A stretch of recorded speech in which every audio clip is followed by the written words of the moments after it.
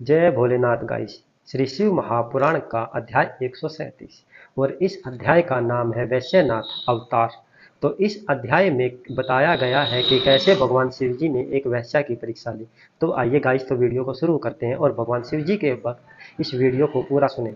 पूर्व समय की बात है कि नंदी नामक एक गांव था और उस गांव में महानंदा नाम की ऐश्वर्या मुक्त वैश्या रहती थी और वह भगवान शिव जी की भक्त थी। वह प्रतिदिन शिव पार्वती का पूजन किया करती और रुद्राक्ष की माला धारण किए रहती थी और इसके साथ ही वह शिव जी की मूर्ति के सामने नृत्य किया करती थी।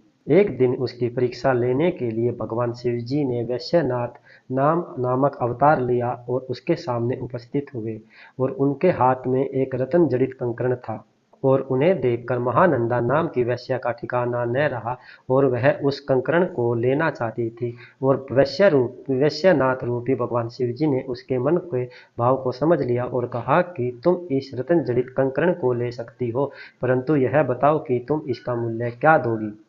वैश्या बोली, मैं तो ठहरी वैश्या, कोई पतिव्रता स्त्री नहीं हूँ, परंतु यदि आप इस कंकड़ को मुझे दे दे तो मैं 3 दिन और 3 रात तक आपके साथ समय व्यतीत कर सकती हूँ। शिव रूपी वैश्यनाथ ने उसका प्रस्ताव स्वीकार कर लिया और कहा कि इस बात का सूर्य और चंद्रमा प्रमाण है और कहा कि तुम 3 बार सूर्य चंद्रमा का उच्चारण करके मेरे हृदय को स्पर्श करो। वैश्या बोली, मैं 3 दिन और 3 रात तक आपकी पत्नी बनकर रहूंगी और पतिव्रता धर्म का पालन करूंगी।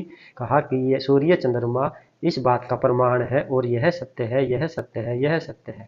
वैश्या की बात सुनकर वैश्यनाथ शिव जी ने उस कंकड़ को उस महानंदा वैश्या नाम की स्त्री को दे दिया और कहा कि यह लिंग मुझे प्राणों से भी प्रिय है, तुम इसकी रक्षा करना।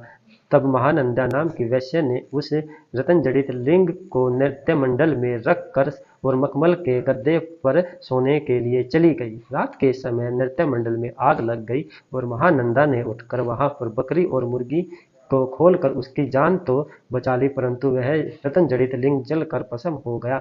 जब यह बात वैश्यनाथ रूपी भगवान शिव जी को पता चली तो वह महानंदा से बोले, जब यह रत्न जड़ित लिंग ही जलकर भस्म हो गया तो मैं जी कर क्या करूंगा।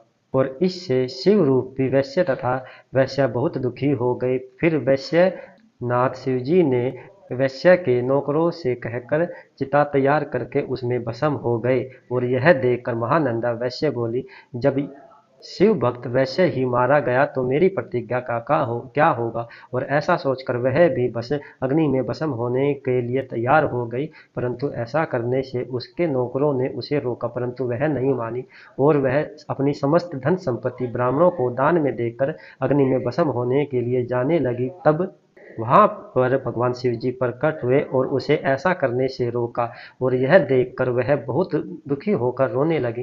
तब भगवान शिव जी ने वैश्या से कहा, मैं तो तुम्हारी परीक्षा ली है।